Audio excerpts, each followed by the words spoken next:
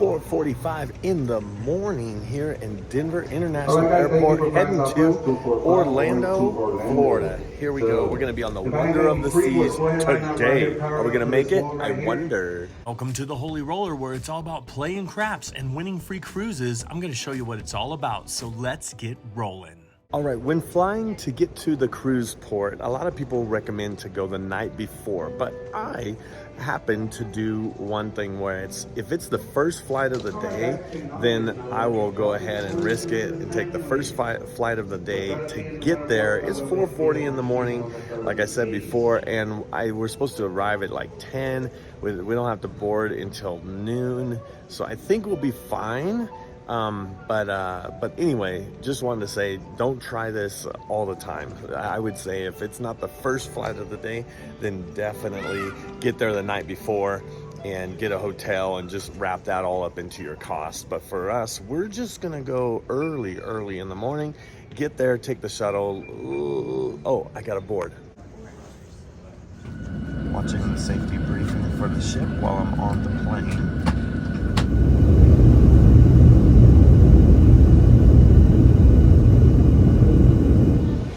All right, we just arrived in Orlando, Florida. It's a little after 10, and we can either now find an Uber or we find the shuttle for Royal Caribbean. And so let's look for somebody for the shuttle for Royal Caribbean. Here we go. All right, the shuttle. All right, so we found the shuttle and they had 20 spots left. We didn't pre-book, we simply just walked up to the sign and said, hey, we need tickets. If they didn't have any tickets available, we would have just Ubered over. But I like taking the shuttle because it just drops you right off, and it's about the same price from Orlando to the Port Canaveral. All right, got the tickets. Let's go. Now, one of the cool things about the shuttle is if you show them your boarding pass or your seat pass on the app on your phone, they'll be able to charge the shuttle cost to your room. You could get one way there or round trip. Pretty awesome. When I was talking about the flight earlier, getting the first flight, I also meant direct flight, making sure that there's no connections or stops or changing planes at other airports. So if it was the case where I couldn't get a direct flight straight from Denver to Orlando on the first flight of the day, I probably would come the night before, get a hotel, be rested up and ready to go. And now we get on the shuttle. All right, once you get off of the shuttle, they're gonna have all of your luggage here, and you can put tags and they'll take it straight to your room. These porters, they'll take it straight to your room. Now you're not gonna have it until your room is available or ready, which sometimes is around 1:30, 2 o'clock, depending on what time you get here. So if you want to have anything with you to go on to the swim deck and maybe get in the hot tub or whatever, make sure to have a carry-on bag. Actually, this is my whole bag and everything that I brought. Amber, look at that. What do we got here? We got 2 rolling bags. Technically one is mine, but it's with her stuff, and then I have all my stuff here. But and if you're gonna do the porter, make sure to tip, and a good tip is like at least $1 per bag. If it's a large bag, do $2. I know a lot of people that just have like a $5 bill or whatever, but think about it per bag as they do that. Now the benefits of doing the shuttle versus Uber is that the shuttle just takes you straight up there, and Uber would have to wait in like a line, a lot of traffic. So even though Uber might seem like it's a little bit more convenient, if you have luggage and all of that, I think even if it's a little bit more expensive for the shuttle, which it's very comparable, it's much more convenient to use the shuttle service. And this is Port Canaveral in Orlando. Usually I would just do an Uber with all the other ports, because the Port Canaveral is a pretty big one. So when it comes to your boarding documents, all you need is your passport, or if you don't have a passport, you could use your original birth certificate and a driver's license or state ID. And so you don't necessarily need a passport. Just want to let you know. And then it's much like going through security at the airport before you go onto the ship. All right, and then once you get to this place here, you're gonna get 2 on board. After you go through security and check, you're gonna need your SESL pass, which is on your phone. And that scans you on. All right, let's do it. And you can take pictures here before you get on, or you can skip the pictures.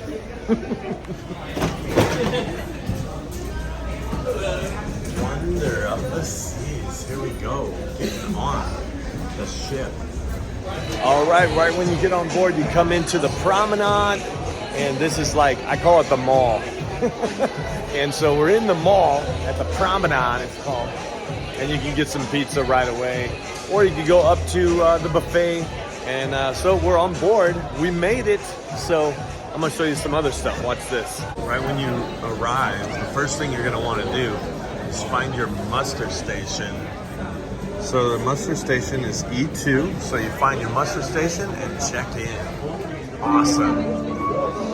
Now, if you watched the video, then you don't have to stay for the demonstration. They have a demonstration right over there. And so if you didn't watch the video, then you have to stay for the demonstration. I'm glad I watched the video. All right, so once you get on board, you'll be able to buy drink packages. You'll be able to buy any kind of thing that you need. I would always recommend to get the drink package before instead of here. Oh, look at that, it's a big cowboy hat. These cool little displays where you can search deck maps and find out everything. And so we're on deck 9 and we're looking for our room. So let's go find it. And of course, it's a lot like a hotel as well. So as you can see, they'll put your luggage next to your room. And sometimes it takes a while, sometimes it's already here. And once you get to your room, you'll be able to find your cards right there. All right. So these ones, just tap it and open up. What we got here? In order to turn the lights on, you take your card and you put it inside, and that way when you leave, you have to take this, and when you take this, it will actually turn off the lights. So you can't leave the lights on. Energy efficient. So anyway, let's leave those lights on right now. All right, here's a look of the room. We have some, spring water in cans, Amber. and we have a Central Park view. This is a view of Central Park, which is the inside cabin, but it's inside view. Yeah. What did you get? You got a pin? Where's yours? What? All right, let's check out the bathroom here. Very nice. It says step up, so watch your step. Did you find your people watching spot? My book reading, my people watching, my sunshine. Wow. Nice. All right, now that we got the room, we're gonna get ready to explore the ship after we unpack. And but before we do that, let's talk about how we got this 7-night Western Caribbean cruise, actually Eastern Caribbean cruise on the Wonder of the Seas for only paying taxes and port fees. What that means is we got this cruise right here for $136 each.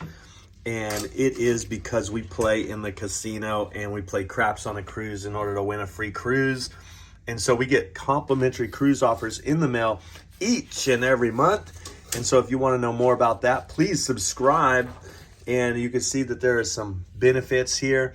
And we'll talk more about that. But before we go any further, watch this next video and then we will take this journey to the next level. Here we go.